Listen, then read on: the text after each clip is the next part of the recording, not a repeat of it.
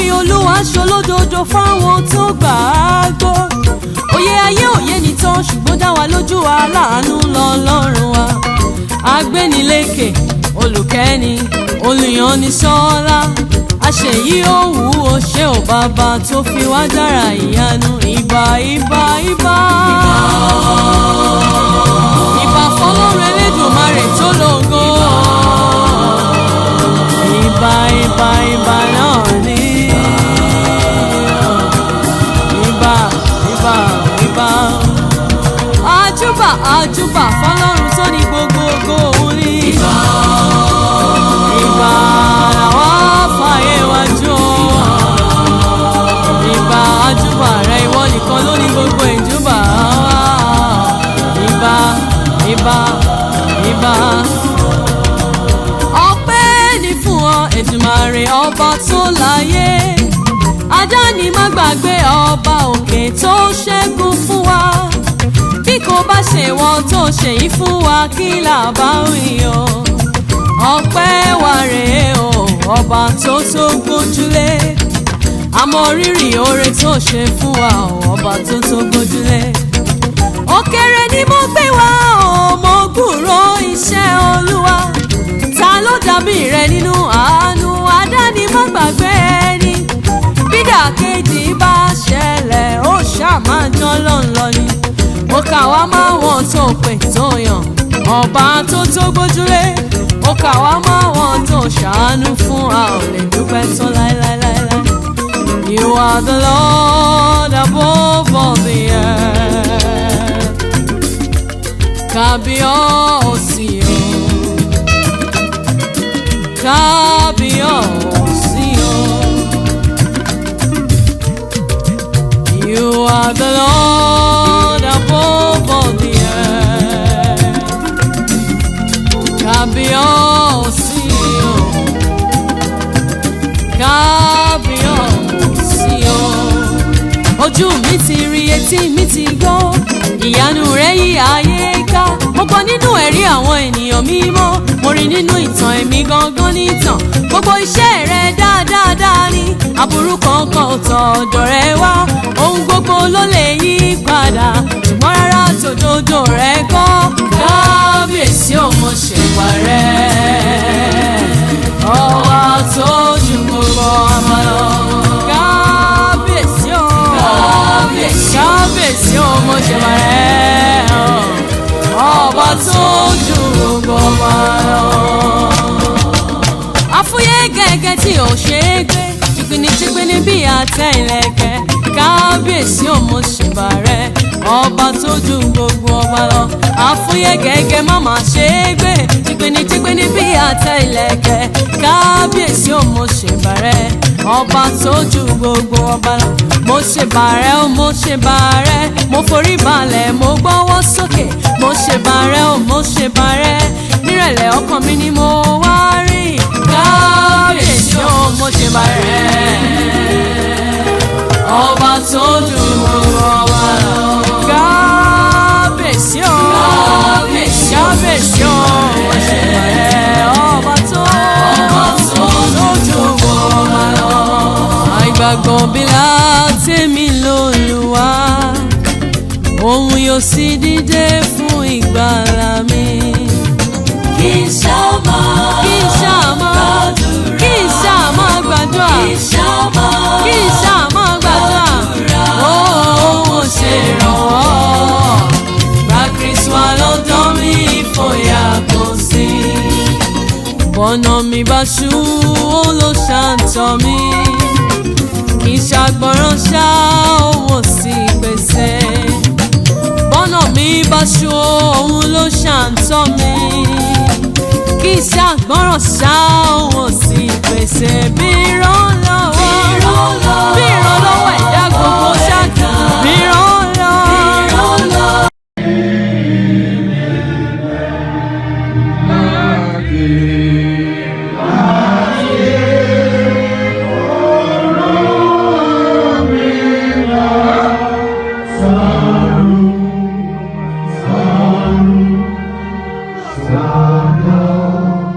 Baba,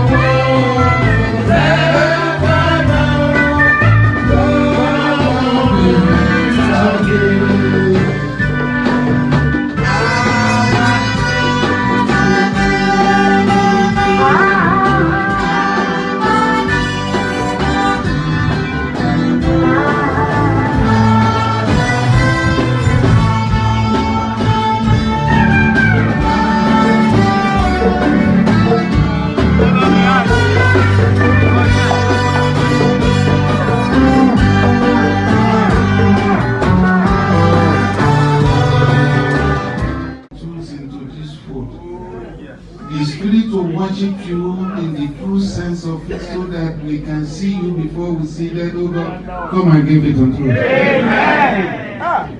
All things that have been broken in this church, come and restore them. Amen. And for Apollo and for Paul, Christ, Jesus Christ, if this church is your church, if you descended this church by your blood, Father, come and fix them for us. Amen. Any broken home, fix them. Amen. Any one of us that are looking for any kind of blessing, Father, come and bless us.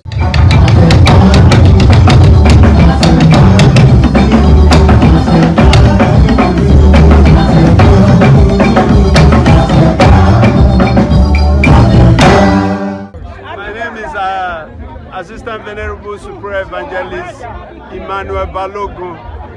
This is the 38th harvest of this parish, and we thank God for His spiritual presence in our midst today, and we thank all the members of the committee and the supervising elders of the church who has been pushing the boat or paddling the boat of the church since December of 2021, and we thank God that the Lord is showing His hand of restoration on His church, and we went through a lot, but things are coming back to normal, and we pray that all the people that come and rejoice with us today, the Lord Almighty will restore all the broken bridges in their lives, and we shall all worship the Lord till the end of our lives, in Jesus' name. My name is Most Superior Senior Evangelist Ade Akerele. The church has really gone through a lot. In the couple of years, there has been up and down. Even people probably know about it, but the church has been through a lot. Through some past people, present people, but we thank God. Our diocese in New York, we are not doing bad at all.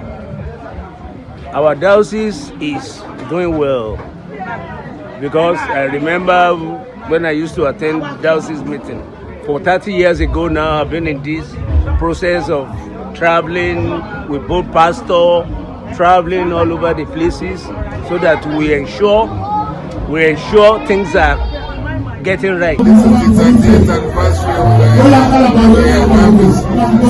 We thank God because God has resuscitated this church and everyone is winning, and God will continue to keep this church so the glory of God will manifest in their life. Those people that are working my name is Superior Senior Evangelist Lawrence Oni. The harvest of resolutions, we thank God for restoring His church back from the predicament they find themselves. But we thank today that there's no problem, everything is going systematically, smoothly. We thank God, no fighting, no quarrel, as the issue before. We thank God for that. So God is working, God is restoring His church, God is building His church. I will continue to be with the parish in Jesus' name. God bless the church. So we thank God for this harvest today, this peaceful harvest, joyous harvest, and the blessing of God will be upon everybody in Jesus' name. I'm Cape Eldest Staten. This is what we need right now, because it's a new administration and we need different spirit right now, so we need to rebuild the house of the Lord, and I think this is the appropriate time to do all that, and also celebrating our 30th, and we're trying to restore the house of the Lord, both physically and spiritually. We need to respect our sultana, because it's what we have, is what children, and we need to be more prayerful. We need to get more involved with the activities in the church. So we need to learn from our elders, because they're growing and they're getting old, and sometimes some days we should be the next people that will be taking charge of the church. So we need to get more active in everything that is going in the church. My name is Venerable Super Evangelist Umbo. Today's harvest is a harvest that is very fantastic. When I use the word of fantastic, it's more than imagination. When I say the word of fantastic, for the harvest of 30 years ago to this present, to see today's harvest happens to be the best harvest ever that we have celebrating in Staten Island Parish since the founding of this parish in 31 years ago. 31 years anniversary and 30 years harvest Thanksgiving. I am so excited. I'm so overwhelming. A lot of people are here. Everybody was so happy, and I pray that all those people that are here today, may God Almighty going to bless them. May God Almighty going to give to them according to their heart desire. Anything that they lay their hand on, may it be successful. And moreover, harvest of restoration. We want to restore this parish. This parish has come back. We went through a lot, but we give God Almighty the glory that God has done wonder, and that wonder will continue to exist in the whole Celestial Church of Christ worldwide. Congratulations to Staten Island Parish, and congratulations to all the elders, the committee of the harvest, and the choir, and the whole entire member of Staten Island Parish. Congratulations to them, and congratulations to those people that came to witness the occasion of today's harvest. It's a great harvest, and may God Almighty going to bless us, be ever with us. In Jesus' name I pray.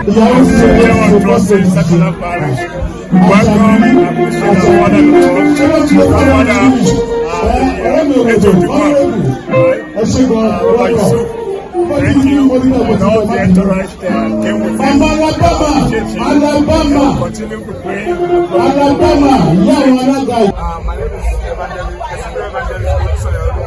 Harvest of Restoration is the beautiful thing that will have happened to this parish. This is a sign that God has restored the lost glory of this parish. And on behalf of the parish members, the committees and the elders, we thank all those that came in to rejoice with us today. Because you can see, this is a very fantastic harvest. Everyone is happy, there's a lot of food, there's a lot of rain, and there's a lot of blessing from God. You can see from the reception, from the music to the preaching, and all the others that came to rejoice with us.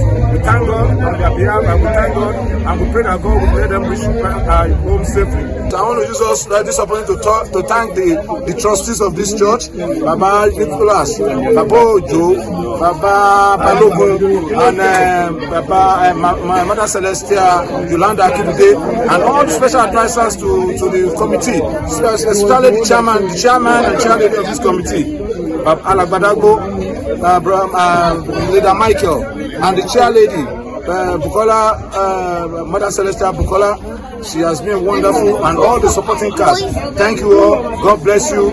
God that has restored us will never depart away from us.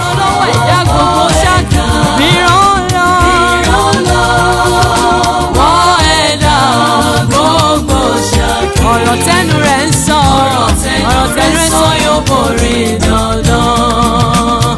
Hallelujah, Hosanna, Hallelujah, Hosanna, Hallelujah làwọn ọ̀run ké, àwọn ayé náà fi tiwa. Hallelujah, Hosanna.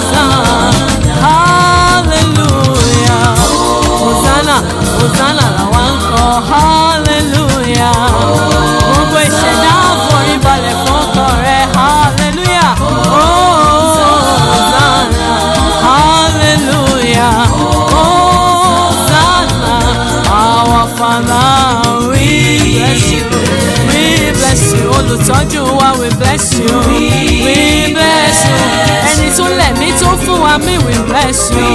Ẹni tó fi ìrànwọ́ fún wa we bless you. We bless you. We bless you. Olúwa. Olúwa. Olúwa ọ̀bọ̀nà ọ̀bàṣú. Olúwa fọ̀nà wá. Olúwa o.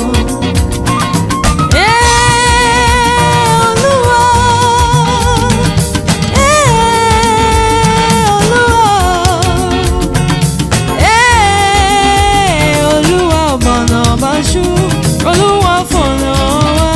Olúwa ìfẹ́ tó fi wọ́n kó jẹ́ kí n rò pé yóò fi mi sílẹ̀ nínú wàhálà. Ohun tó mú mi débi ṣolódodo láti sún mi síwájú kò ní fi mi sílẹ̀ bó tilẹ̀ hùn kó rí o. Ìrànwọ́ tí mò ń rí lójoojúmọ́, ìrànwọ́ tí mo sì rí lójoojúmọ́, ó kì mí láyà pé mi ò làjà. Ọlọ́run àgbáyé, you are mighty. Ọlọ́run tó wà nínú àwọn ọ̀run tó ju àwọn ọ̀run lọ. Orí òbírí ayé lòún gbé, ìmọ́lẹ̀ ló fi ṣaṣọ bọ́ra ọ. Ó fọ̀run ṣẹlẹ̀ ó fayé ṣàpótì tí sẹ̀ máa ń ṣan láàrẹ lọ. You are mighty, you are wonderful, you are awesome, orúkọ rẹ yẹ. Ọlọ́run àgbáyé. Ṣebí ìwọ ló fojú ọ̀run ṣaṣọ. Ìwọ ló fojú ọ̀run ṣaṣọ. Ṣebí ìwọ ló fojú ọ̀run ṣaṣọ. Bùrà Ọlọ́run àgbáyé o. Ọlọ́run àgbáyé o, you are mighty. You are mighty. Ọlọ́run àgbáyé o, you are mighty. You are wonderful. Ọlọ́run àgbáyé o, you are mighty. Kí ló lè ṣe? Ṣebí ìwọ ló fojú ọ̀run ṣaṣọ. Ìmọ́lẹ̀ ló fi ṣaṣọ bùrà. Ṣebí ìwọ ló fojú ọ̀run ṣaṣọ. Bùrà Ọlọ́run àgbáyé o. Àgbáyé o, you are mighty o. Orúkọ Olúwa ilé ìṣọ́ agbára ni, olódodo sáwọnú rẹ̀ orí iye. Èmi náà mo sáwọnú rẹ̀ mo rí iye. Orúkọ rẹ̀ ti ní ìtò. Olúwa Olúwa Olúwa Olúwa Olúwa Olúwa. Orúkọ rẹ̀ ti ní ìtò. Olúwa Olúwa Olúwa Olúwa orúkọ rẹ̀ ti ní ìtò. Alágbára lọ̀rọ̀ wa. Agbára ipò agbára. Ọba tó bá rírú omi òkun wí agbára rẹ̀ pọ̀. Bẹ́ẹ̀ ni agbára ipò agbára. Àwọn gbàrún máa gbẹ̀jẹ́ ló kàn rẹ̀. Agbára ipò agbára. Ọba tó fàánú tàn mọ́lẹ̀ sọ́nà àwọn tó gbójú sókè sí. Agbára ipò. Ó fagbára gbani lọ́wọ́ alágbára gbàǹgbà tí ń fọwọ́ agbára jẹni níyà.